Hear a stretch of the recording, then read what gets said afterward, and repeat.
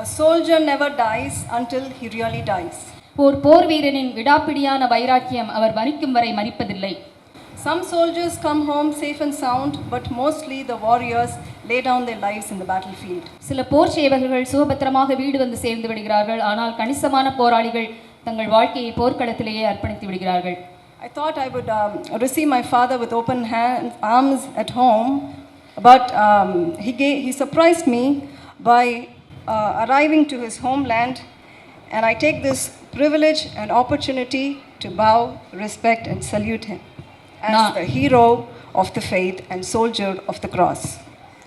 நான் விமான நிலையத்துக்கு போய் என் அப்பா வரும்பொழுது கட்டி பிடித்து அரவணைத்து ரிசீவ் பண்ணுவேன்னு சொல்லி நினைச்சிருந்தேன். ஆனால் என் தந்தை மிகவும் கொண்டாடப்பட்ட ஹீரோவாக தனது தாய் நாட்டுக்கு திரும்பினார். இந்த தருணத்தில் தன்னுடைய முழு பலத்தோடும் கடைசி வரை உண்மையாய் தைரியமாய் தேவனுக்காக போராடி ஊழியம் செய்த தாசனை நான் பாக்கியசாலியாக என்னை கருதி மனம் மகிழ மரியாதையுடன் அவரை தலை வணங்குகிறேன். He fought with all his might, with every bit of his ebbing strength. அவருக்கு இருந்த ஒவ்வொரு பலத்திலும் சிறு பலத்திலும் கூட அவர் முழுமையாக போராடி ஆண்டவருக்கென்று ஊழியம் செய்தார். I am honored, satisfied, privileged, contented and extremely happy to be called as his beloved daughter. நான் அவருக்கு மகளாக இருப்பது குறித்து மிகவும் சந்தோஷப்படுகிறேன், திருப்தி அடைகிறேன். அதை ஒரு பெரிய ஸ்லாக்கியமாக கருதுகிறேன். Fondly remembered as Appa, Tata, Annan, Uncle, Baiji, he earned all these titles of love in that small span of life that he lived between 11th November 1942 to 3rd March 2025. 1942 வருடம் நவம்பர் 11 இருந்து 2025 ஆண்டு March 3ஆம் தேதி வரை அவர் வாழ்ந்த வாழ்க்கையில் நடுவில் இருக்கும் இந்த சிறிய கோட்டில் அப்பான்னு, தாத்தா, அண்ணன், அங்கிள் என்று சொல்லி கிறிஸ்துவுக்கான ஸ்தானாதிபதியாய் பலவித அன்பின் அடையாளங்களிலாலே அவர் அழைக்கப்பட்டார். The wealthiest place on this planet Earth is the cemetery. இந்த உலகத்திலேயே ஐஸ்வர்யமான இடம் என்னவென்றால் கல்லறைதான். Buried in that cemetery are books that have not been written, music that has not been sung, and talents that has not been brought out to the world. ஏனென்றால் அந்த கல்லறைக்குள் உலகத்திற்கு வெளியே கொண்டு வரப்படாத அநேக தாளந்துகள், திறன்கள் மனிதனோடு சேர்ந்து புதைக்கப்பட்டு கிடக்கின்றன. But my father made sure that his grave just received an empty carcass of him with all his potential unleashed and all his talents brought to the world to its fullest.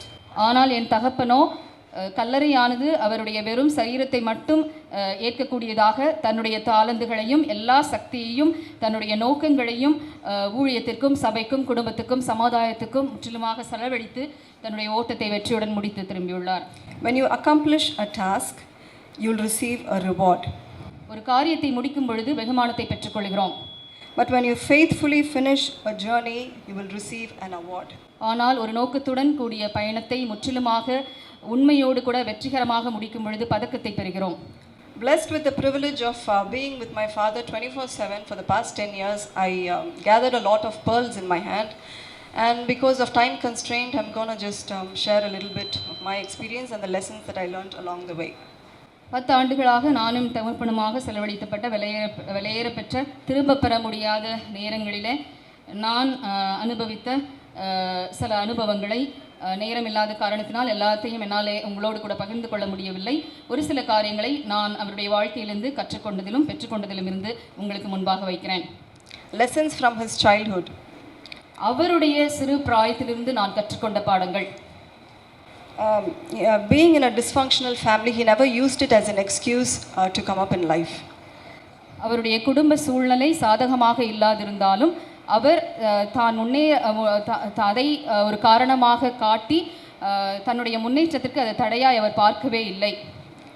This is for all the youngsters who are studying at school. இது பள்ளியிலே படிக்கிற எல்லா விதமான வாலிப பிள்ளைகளுக்கும் உரிய காரியம். He is a voracious reader and a caloran of knowledge.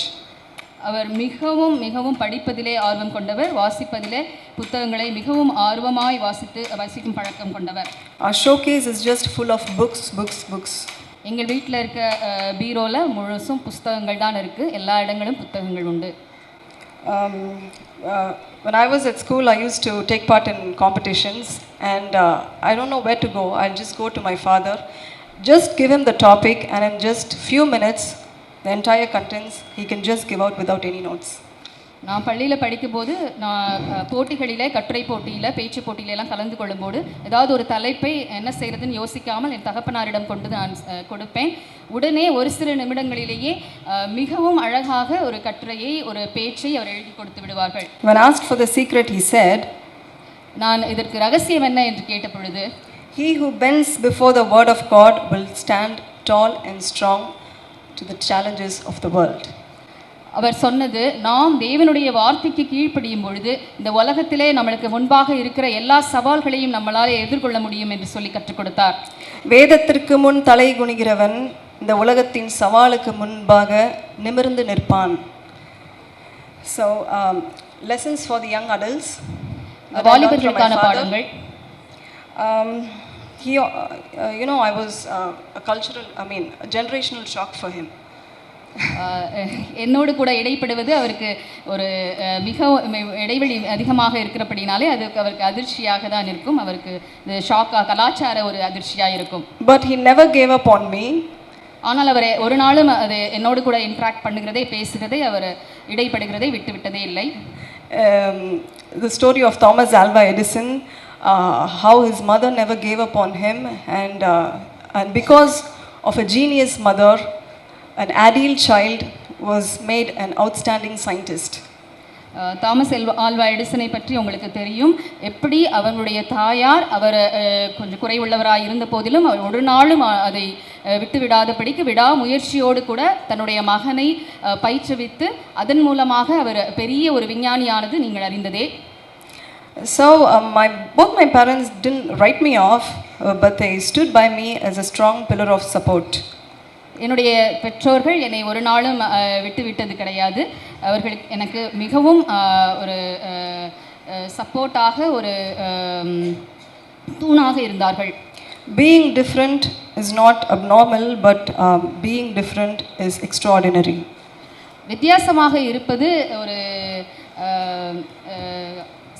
அசாதாரணமான விஷயம் அல்ல. பட் வித்தியாசமாக காரியங்களை செய்வது மிகவும் அற்புதமானது. And that takes a lot of courage. அதுக்கு நிச்சயமாகவே தைரியம் தேவை. And a whole lot of support from the parents. பெற்றோர்களிடமிருந்தும் நமக்கு உதவி தேவை. Be a parent who will mold the child and never crash it down.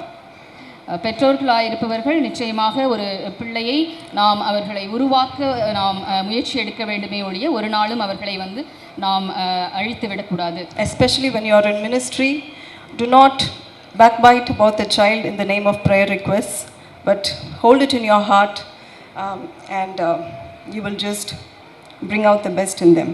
ஊழியத்திலே இருக்கும் பொழுது நாம் பிள்ளைகளை பொறுத்து பிள்ளைகள் முன்பாகவும் பிள்ளைகளை குறித்தும் நாம் ஒரு நாளும் புறம் கூறக்கூடாது.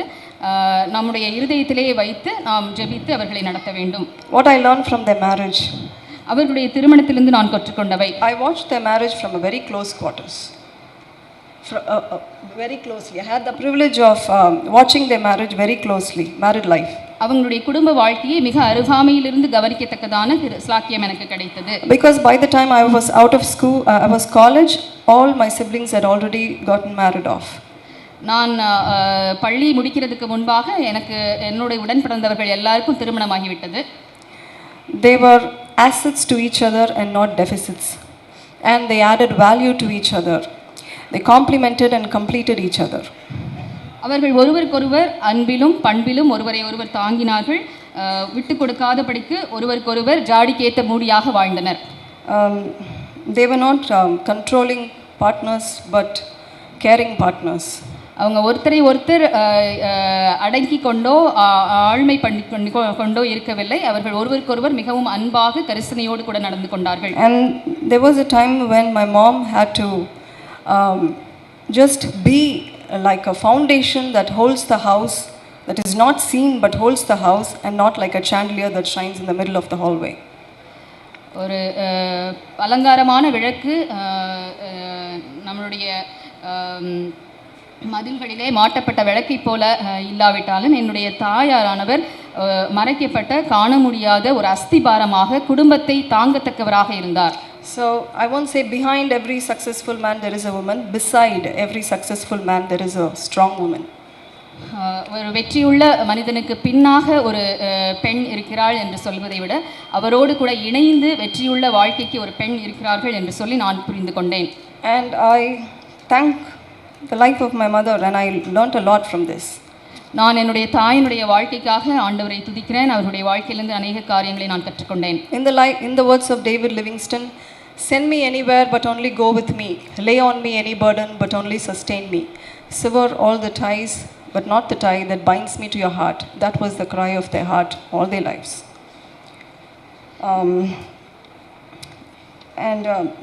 For youngsters who are looking for life partners, do not marry because of pressure but get married because of purpose, because it will change the entire trajectory of your life and your purpose for God. அவர்களுடைய வாழ்க்கையிலிருந்து நான் கற்றுக்கொண்டது, வாலிபர்களை கட்டாயத்தின் பேரில் திருமணம் செய்யாதீர்கள், ஆவிக்குரிய நோக்கத்தின் பேரில் கர்த்தருடைய சித்தத்தை அறிந்து திருமணத்தில் இணைக்கப்படுங்கள். About my dad's prayer diary I want to say, என்னுடைய தகப்பனாரனுடைய ஜப வாழ்க்கை குறித்து நான் diary ஜப கையேடை பற்றி நான் சொல்ல ஆசைப்படுகிறேன். A to Z, Ahmedabad to New Zealand, and all the churches from all the names from A to Z. I don't know, some 1,000, I don't know how many, but he keeps it near his bedside and he takes it wherever he goes. Even he took it to Nepal and I couldn't find it this time, and he prays all the time. அந்த ஜெப கையேடை அவருடைய கையில் எடுத்துக்கொண்டே போவாங்க. எங்கே போனாலும் அப்பா எடுத்துக்கொண்டே போவாங்க. படுக்கும் இடத்துல தலைக்கருகிலே வைத்திருப்பாங்க. தான் சந்தித்த எல்லா சபைகளின் பெயர்களையும், சபையில் உள்ள விசுவாசிகளின் பெயர்களையும் அகமதாபாத்திலிருந்து நியூசிலாந்து வரைக்கும் வரிசைப்படுத்தி அவர்களுக்காக தினமும் கிரமமாக ஜெபிக்கும் வழக்கமுடையவராக இருந்தார்கள். I would just check on that because that's not possible. So I would see if he really does pray, and there will be he would have deleted the names people who passed away and added the names even a small baby who has been born to the family. அதில் 1000க்கு மேலே பேர்கள் இருக்கும். எனக்கு சரியாக ஞாபகம் இல்லை. நேபாளுக்கும் அதை எடுத்து சென்றார்கள். இப்பொழுது என்னால் அதை கண்டுபிடிக்க முடியவில்லை. நான் சில வேளைகளிலே அவர் நிஜமாகவே இவங்களுக்காக ஜெபிக்கிறாரா என்று சொல்லி நான் அதை டெஸ்ட் பண்ணி பார்ப்பதுண்டு. அப்பொழுது நான் கண்டுபிடித்த காரியம் என்ன என்று சொன்னால், யாராவது அதிலே மரித்திருந்தார்கள் என்றால் உடனடியாக அந்த மரித்த நபரை அதிலிருந்து அழித்து விடுவார்கள். புதிதாக ஒரு குழந்தை பிறந்திருக்குமானால் அதை டிக் பண்ணி அங்கே சேர்த்து கொள்வாங்க. அதிலிருந்து நான் புரிந்து கொண்டேன் அவர்கள் கிரமமாக உண்மையாக எல்லாருக்காகவும் ஜெபிக்கிறார்கள் என்று. So after my mom's passing, he didn't become a second mom to me or try to be a father to me, but he stooped down to my level and became my best friend. என் தாயின் மறைவுக்கு பின்பாக ஒரு தன்னை தகப்பனாக தாயாக காண்பிப்பதோடு மாத்திரமல்ல, என்னுடைய நெருங்கின நண்பராக என்னோடு கூட என்னுடைய லெவலுக்கு இறங்கி வந்து என்னோடு கூட அவர் என்னை வழி நடத்தினார். என்னோடு கூட நட்பாக இருந்தார். I stand in awe when I see all these people gathered here. He's such a stalwart and he stooped to my level and he did what all he did at home. ஆண்டவருடைய நாமம் மகிமைப்படுவதாக. இப்பொழுது உங்கள் எல்லாரையும் பார்க்கும் பொழுது இவ்வளோ பேர் மேலே ஆண்டவருடைய வார்த்தையை இவ்வளோ பேருக்கு கொடுத்து நீங்கள் எல்லாரும் வந்திருப்பதை பார்க்கும் பொழுது என்னுடைய லெவலுக்கு, என்னுடைய நிலைக்கு அவர் தன்னை தாழ்த்தி என்னோடு கூட இப்படி பழகி இருந்திருக்கிறார்கள் என்பது எனக்கு மிகவும் ஆச்சரியமாக இருக்கிறது. His love and his humility made me take the decision to keep my career aside and to become a mom to him. அவருடைய தாழ்மையும் அவருடைய அன்பும் என்னுடைய வேலை மற்ற காரியங்களை குறித்து நான் நோக்கி பார்க்காதபடிக்கு அதை தள்ளி வைத்துவிட்டு அவருக்கு ஒரு தாய் ஸ்தானத்தை நான் எடுக்கும்படியாக என்னை ஏவிற்று. That was my conscious decision, and it was my conscious decision to send him everywhere, because I don't even know whether he'll come back when I send him for ministry. இது நான் ஒவ்வொரு முறையும் அவரை ஊழியத்திற்கு அனுப்பும்போது என்னுடைய தீர்மானத்தின்படி நான் அதை யோசித்து ஒவ்வொரு முறையும் அப்பாவை சந்தோஷத்தோடு கூட நான் ஊழியத்துக்கு அனுப்பி வைப்பேன். ஏனென்றால் அனுப்பி வைத்துவிட்டு அவர் வருவாரா என்று கூட எனக்கு திரும்பி வருவாரா என்று கூட எனக்கு தெரியாது. இருந்த போதிலும் நான் அவருக்காக என்னுடைய வாழ்க்கையில் முக்கியத்துவம் கொடுத்து சில காரியங்களை நான் செய்து வந்தேன். And I have no regrets. இதை குறித்து எனக்கு எந்த விதமான வருத்தமும் இல்லை. As a dad, he's just a regular dad. A regular dad, who's just a dad. சில நேரங்களிலே அவர் சாதாரண அப்பா எப்படி இருப்பாரோ அப்படி இருப்பார். We go out to restaurants. We go out shopping. And he takes me out for shopping and he makes sure that he picks the kind of clothes that I want. என்னை நிறைய நேரங்களிலே ஒரு அப்பாவினுடைய ஸ்தானத்திலிருந்து ஒரு மகளாய் என்னை நேசித்து அநேக இடங்களுக்கு என்னை கூட்டி செல்வது உண்டு. வழக்கமாக செய்வதுண்டு. என்னை ஹோட்டலுக்கு கூட்டிகிட்டு போவார். அடுத்தபடியாக கடைகளுக்கு கொண்டு போய் நான் என்ன அணிய வேண்டுமோ, என்ன மாதிரி உடை அணிய வேண்டுமோ அது அவரே அதை எடுத்து கொடுப்பதில் மிகவும் பிரியப்படுவார். And I don't know how many God servants you do. Please take the time to make the time for your children. அநேக தேவனுடைய ஊழியக்காரர்கள் இங்கு உண்டு. நீங்களும் கூட என் தகப்பனை போல உங்களுடைய பிள்ளைகளுக்கென்று நேரத்தை செலவழியுங்கள். Because it is the family who is going to sit around the mortal remains, but not everybody. So please take the time to make the time for your children, to mold them and to make them the men and women of God that they are supposed to be. நம்மளுடைய குடும்பம் நம்மளுக்கு முக்கியமாக இருக்கிறது என்பதை நாம் உணர்கிறோம் இந்த மாதிரி தருணங்களிலே. ஆகவே உங்களுடைய பிள்ளைங்களுக்காக நீங்கள் உங்களுடைய நேரங்களை செலவழித்து அவர்களோடு கூட காரியங்களை செய்யுமாறு நான் உங்களையும் கேட்டுக்கொள்கிறேன். Yes. And finally, lessons for ministry. Those who are in ministry, I just take this opportunity to give them pearls of wisdom. அப்பாவினுடைய வாழ்க்கையிலிருந்து நான் கற்றுக்கொண்ட சில காரியங்களை ஊழியத்திலே இருப்பவங்களோடும் கூட நான் பகிர்ந்து கொள்ள ஆசைப்படுகிறேன். That I learned. நான் அவைகளை அப்பாவினுடைய வாழ்க்கையிலிருந்து கற்றுக்கொண்டேன்.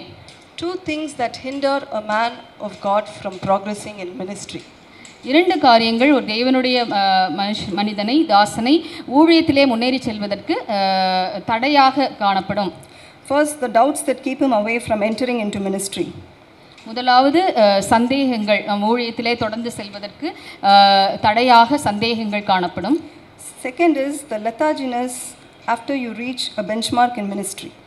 ஊழிய பாதையிலே ஒரு குறிப்பிட்ட இடத்தை அடைந்த பிறகு ஒரு சோம்பல் தட்டும், அது தடையாக வரும். ஒரு ஊழியத்தில் காலடி எடுத்து வைக்கும் பொழுது இருக்கும் தயக்கமும் ஒரு ஊழியத்தின் உச்சத்திலே இருக்கும் பொழுது இருக்கும் மயக்கம். So the first thing, it's in the Bible. It's from Luke 9:62. When you keep yourself away from doing ministry after you have the calling. Luke 9:62. லூக்கா 9:62. அதற்கு இயேசு கலப்பையின் மேல் தன் கையை வைத்து பின்னிட்டு பார்க்கிற எவனும் தேவனுடைய ராஜ்யத்துக்கு தகுதியுள்ளவன் அல்ல என்றார்.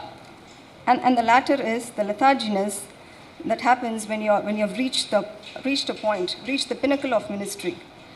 சில நேரங்களிலே நாம் ஊழியத்திலே ஒரு உச்சத்தை எட்டும் பொழுது நம்முடைய வாழ்க்கையிலே ஏற்படுகிற ஒரு நிர்விசாரமும் ஒரு சோம்பலும். Because everybody are so faithful when we enter the ministry and in the middle of the ministry, but how it ends says it all. நான் ஏன் அதை சொல்லுகிறேன் என்றால், நம்ம ஊழியத்திலே ஆரம்பிக்கும் பொழுதும் நடுவிலேயும் அது சரியாக போனாலும் நாம் எப்படி முடிக்கிறோம் என்பதுதான் முக்கிய காரியமாக இருக்கிறது. Matthew 4:8, 10 and 11. மத்தேயு 4:8 8, 9, 10 நான் நேரம் இன்மையினாலே வாசிக்கவில்லை. மிகவும் உயர்ந்த மலையின் மேல் கொண்டு போய் உலகத்தின் சகல ராஜ்யங்களையும் அவைகளின் மகிமையையும் அவருக்கு காண்பித்து. மத்தேயு 4:9 அப்பாலே போ சாத்தானே. மத்தேயு 4:11 அப்பொழுது பிசாசானவன் அவரை விட்டு விலகி போனான். உடனே தேவதூதர்கள் வந்து அவருக்கு பணிவிடை செய்தார்கள். So when you read those verses, it's like pinnacle and then mountain and then lofty mountain.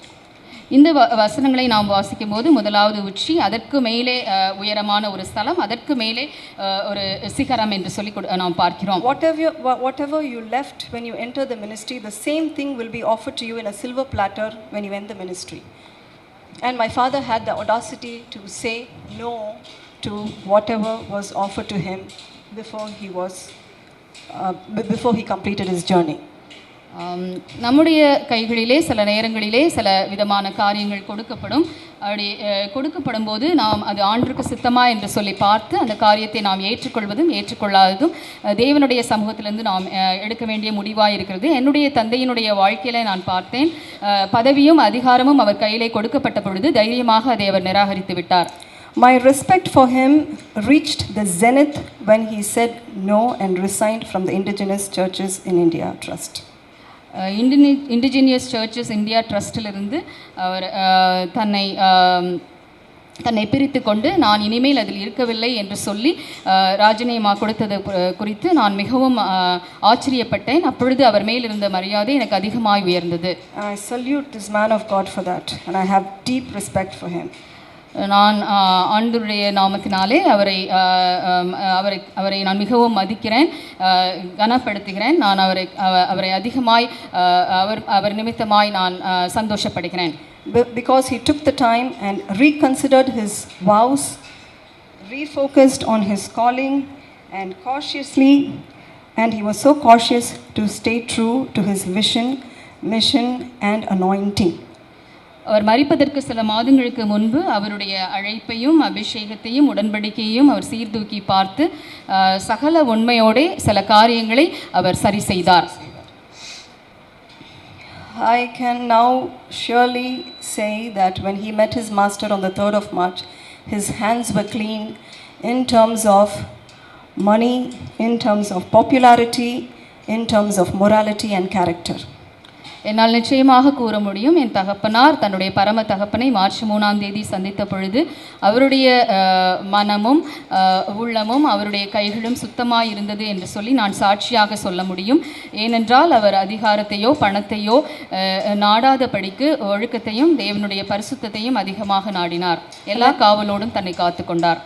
And then character is very important in ministry because though Samson had the calling, Joseph was willing to say no when temptation hit him and therefore he was able to accomplish his calling. யோசேப்பு தனக்கு பழைய ஏற்பாட்டில் யோசேப்பு தனக்கு ஒரு சோதனை வந்த பொழுது அந்த சோதனைக்கு தான் மறுப்பு சொன்ன பொழுது தேவனாகிய கர்த்தருக்குள் அவர் பயன்பட்டார். நம்மளுடைய குணாதிசயம் மிகவும் ஊழியத்திலே முக்கியமானதாக காணப்படுகிறது. I am a true testament to his character because he remained faithful to my mom while he was married to her and more after her passing.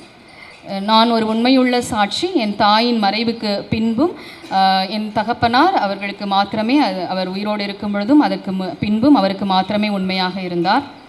And that character made him a celebrated leader today. என்னை பொறுத்தவரையில் அந்த குணாதிசயமானது அவரை ஒரு கொண்டாடப்படத்தக்கதான ஒரு தலைவராக காட்டியது. Because he always in the youth meeting he talks about little things. ஏனென்றால் அவர் வாலிப கூட்டங்களிலே சின்ன சின்ன காரியங்களை குறித்து பேசுவார். Little things is the title that he தலைப்பிலே சிறு காரியங்கள் என்ற தலைப்பிலே அவர் பேசுவார். Little foxes that hinder the growth of a great vineyard. குழி நரிகள் குழி முசல்கள் தான் சின்ன சின்ன காரியங்களாக இருந்தாலும் ஒரு பெரிய ஒரு காரியத்தை எப்படி அது தடித்து போடும், ஊழியத்தை எப்படி கெடுக்கும் என்று சொல்லி அவர் பேச நான் கேட்டிருக்கிறேன். And he lived what he preached. ஆண்டவருடைய பெரிதான கிருபையினாலே அவர் என்ன பிரசங்கித்தாரோ அதை வாழ்ந்தும் காட்டினார். And in closure I would like to say that my dad was created for a purpose, called for a purpose, chiseled for a purpose, concealed for a purpose and crowned for his purpose. இறுதியாக நான் சில காரியங்களை சொல்லி முடிக்க விரும்புகிறேன். என் தேவனாகிய கர்த்தருடைய கிருபையினாலே என் தகப்பனார் ஒரு உன்னதமான அழைப்புக்காக ஆண்டவரால் படைக்கப்பட்டார், ஒரு உன்னதமான அழைப்புக்காக ஆண்டவரால் தெரிந்தெடுக்கப்பட்டார், ஒரு உன்னதமான அழைப்புக்காக ஆண்டவரால் செதுக்கப்பட்டார், ஒரு உன்னதமான அழைப்புக்காக ஆண்டவரால் மறைக்கப்பட்டார், ஒரு உன்னதமான அழைப்புக்காக அவர் வெற்றிகரமாக முடிசூடப்பட்டிருக்கிறார். And I salute this brave man of God for that. நான் இந்த தைரியமான தேவனுடைய தாசனுக்கு என்னுடைய மரியாதையை செலுத்துகிறேன். He did not die because he became old, he died because he finished. வயதின் காரணமாக என்னுடைய தகப்பன் மரிக்கவில்லை, தனக்கென்று நியமிக்கப்பட்ட ஓட்டத்தை முடித்து மரித்தார். There is only one life, it will soon pass. But what you do for the Lord will only last. நமக்கு கொடுக்கப்பட்டிருக்கிறது ஒரே ஒரு வாழ்க்கை தான். நாம் ஆண்டவருக்காக என்ன செய்தோமோ அது மாத்திரமே நம்மளோடு கூட நிலைக்கும். Learn from his footsteps, but take heed to walk on God's footsteps. Leave your footprints in the sands of time for others to learn and follow the Lord. நம் ஆண்டவருடைய அடிச்சுவடுகளில் நடந்து நம்முடைய அடிச்சுவடுகளை விட்டு செல்வோமானால் அது அநேகருக்கு முன்மாதிரியாக இருக்கும். காலங்களால் அழிக்கப்படாத தடயங்களை வரலாற்றில் பதித்து பற்பல சாதனைகளை புரிவோம் என்பதை என் தகப்பனாரிடத்திலிருந்து நான் ஆணித்தரமாக கற்றுக்கொண்டேன். And in closure, I would like to say that his life was a life well lived, a race well run. நான் முடிவாக என் தகப்பனாருடைய வாழ்க்கை நிச்சயமாகவே செம்மையாய் வாழ்ந்த ஒரு வாழ்க்கை, சிறப்பாக முடிக்கப்பட்ட ஒரு ஓட்டம் என்று சொல்ல ஆசைப்படுகிறேன். விதைத்தவன் தூங்கலாம், ஆனால் விதைகள் தூங்குவதில்லை. So the sower might sleep, but the seeds never sleep. And thank you, Daddy, for giving me this baton. Thank you for igniting the fire in me. I will keep it going and I will meet you on the other side. Thank you. நன்றி அப்பா, கர்த்தருடைய கிருபையினாலே நீங்கள் என் கையில் தந்த இந்த தீப்பந்தத்தை இறுதி வரைக்கும் நான் சுடர்விட்டு எரிய செய்வேன்.